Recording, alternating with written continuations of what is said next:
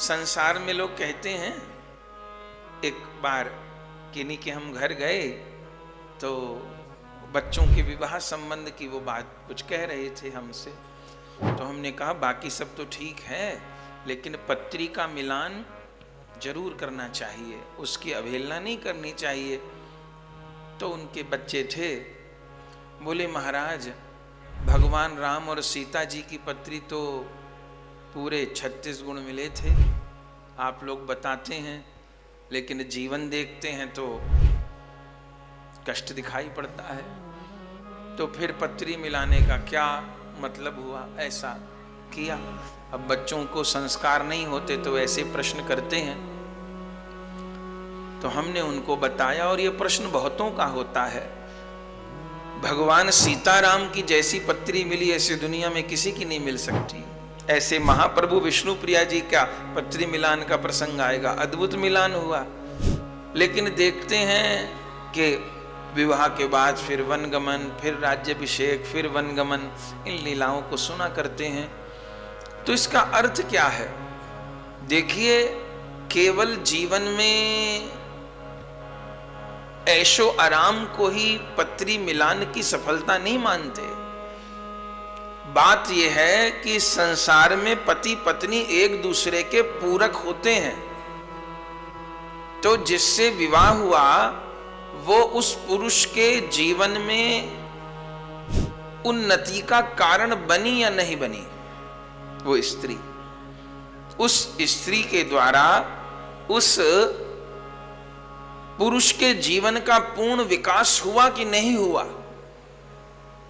उसके जीवन की सार्थकता हुई या नहीं हुई, और उस पुरुष के द्वारा अपनी स्त्री के जीवन की सार्थकता हुई या नहीं हुई।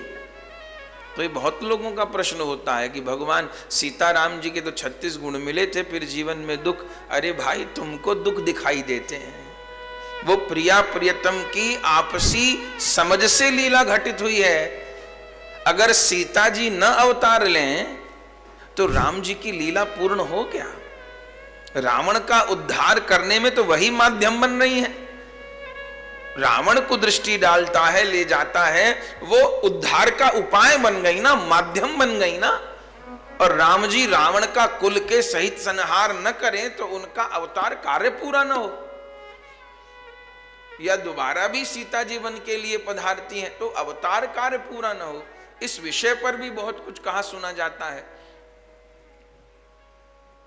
अवतार कार्य पूरा हो। अब कहीं कहीं तो ये भी चर्चा होती है कि ऐसा हुआ या नहीं हुआ।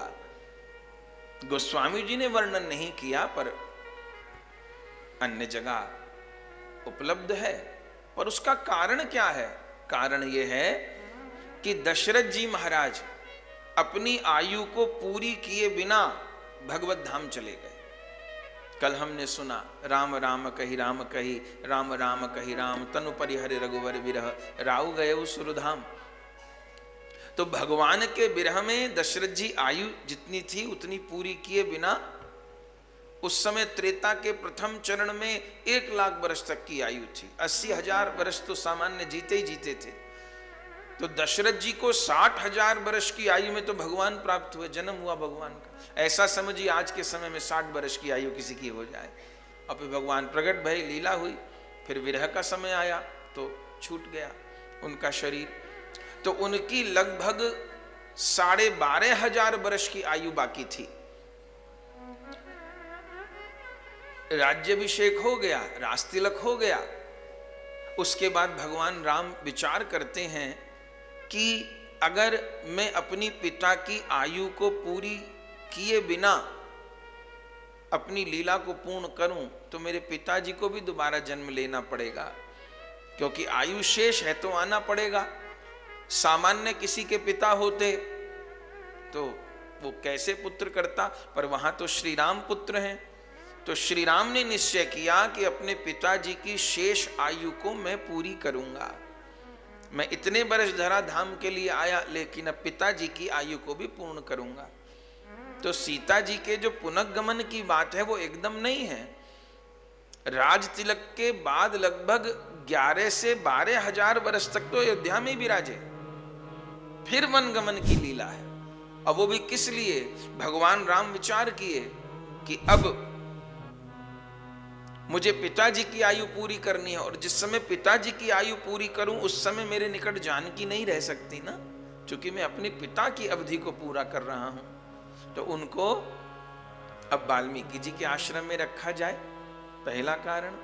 दूसरा कारण, भगवान राम विचार करते हैं कि जानकी जी संतान को जन्म देने वाली हैं अब, और दाता एक राम, भिखारी सारी दुनिया, राजा राम तो पूरी सृष्टि के सम्राट हैं।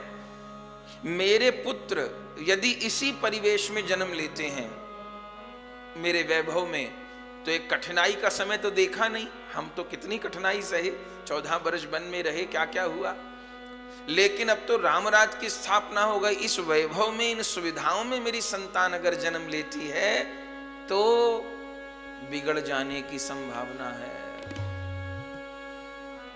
अच्छा हो यदि मेरी संतान का जन्म किसी आश्रम में हो, किसी साधु के यहां हो, जो साधु उनको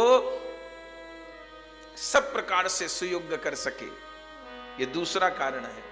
तीसरा कारण, श्री राम जी के काल में 2 की धनुर्विद्या सर्वोपरि थी। एक तो विश्वामित्र जी की, दूसरी वाल्मीकि जी की। तो विश्वामित्र जी की जो विद्या थी, जो ज्ञान था, वो तो श्री राम जी को प्राप्त हुआ जिस समय उनके यज्ञ की रक्षा के लिए गए, हम लोग सुनते हैं रामायण में। लेकिन वाल्मीकि जी महाराज की जो विद्या, वो किसी को प्राप्त नहीं थी, और वो उन्हीं के साथ लुप्त गुप्त हो जाती। तो वाल्मीकि जी की वह विद्या, वह धनुर्विद्या, वह वेद विद्या कैसे प्राप्त हो? तो यदि मेरे पुत्रों का जन्म वाल्मीकि जी के आश्रम में हो, तो वाल्मीकि जी का सहज वात्सल्य होगा हमारे पुत्रों के प्रति, और उनको उनकी सद्विद्या की प्राप्ति होगी। यह तीसरा कारण है। और चौथा कारण क्या है? पद्म पुराण में एक कथा है, दंत कथा नहीं है, पद्म पुराण में लिखी है। क्या कथा लिखी है? कि सीता जी जब छोटी थी तो प्रतिदिन पुष्प वाटिका में जाती थी। उनको नारद जी कह गए थे कि आपको पुष्प वाटिका में ही आपके प्रभु मिलेंगे। पुष्प वाटिका में वो प्रतिदिन ही जाती थी, पहले से जाती थी। और ये भी सबको ज्ञात है, वाल्मीकि जी महाराज ने भगवान के अवतार लेने से पूर्व ही रामायण लिख दी थी। अपनी दिव्य दृष्टि से जान लिया कि प्रभु इस अवतार में क्या क्या काम करेंगे, लिख दिया उन्होंने। और लिखी और सबको याद करवाई। तो उनके आश्रम के तोता मैना भी रामायण सीख गए थे और याद कर ली थी, रात दिन गाते थे श्लोकों को। तो एक तोता मैना उनको भी याद हो गई। वो उड़ते उड़ते एक बार जनकपुर आ गए पुष्प वाटिका में। सीता जी तो छोटी सी आती थी वहां। अब वो तोता मैना बहुत सुंदर दोनों मिलकर राम कथा सुनाते थे।